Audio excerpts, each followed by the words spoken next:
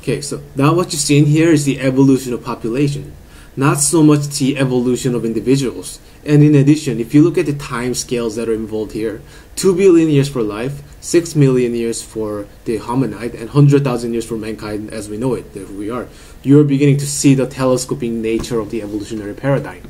And then when you get to the agricultural, and when you get to scientific revolution and industrial revolution, you're looking at only 10,000 years, 400 years, and 150 years. So you're seeing a further telescoping of this evolutionary time.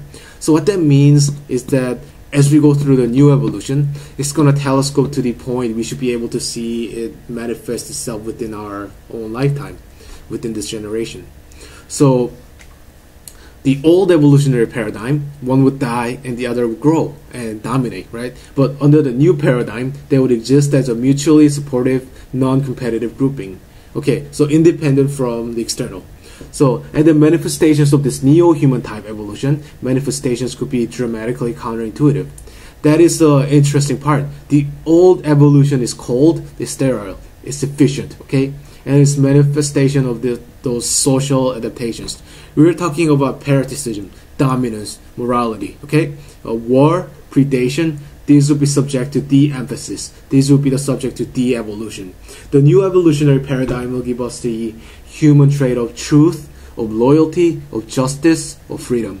And this will be the manifestation of the new evolution. And that is what we'll hope to see from this, and that would be nice.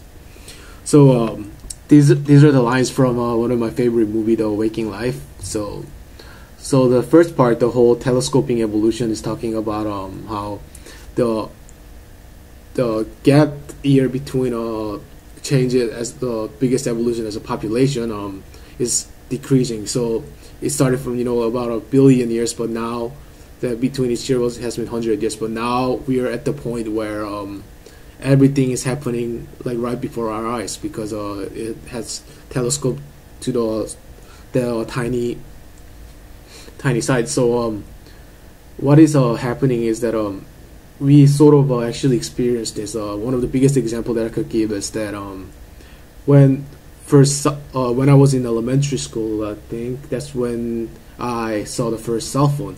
So that wasn't too long ago, but like now, like you can see at school, like even the kindergarten kids, have their own cell phone, and like smartphone.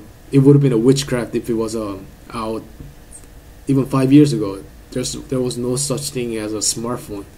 So things like that as an individual, I experienced that because I live in this generation where everything is happening right before our eyes.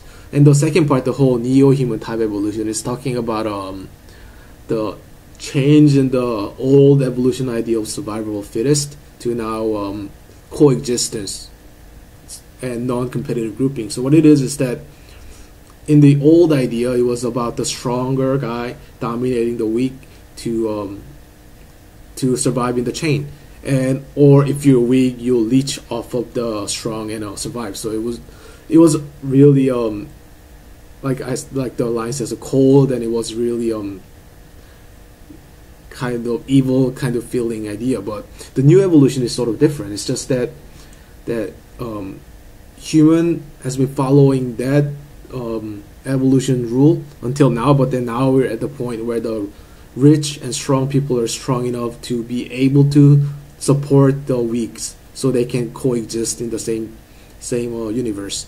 So I guess it could be more positive, and yeah, and reason why I thought this would relate to the topic that we covered in this course is that obviously this kind of evolution is a good news to everyone. Just the fact that things like racism or the discrimination or anything like that wouldn't exist if this evolution has already happened to us. But yeah, and as how they finished it, and that is what we would hope to see from this, and that would be nice.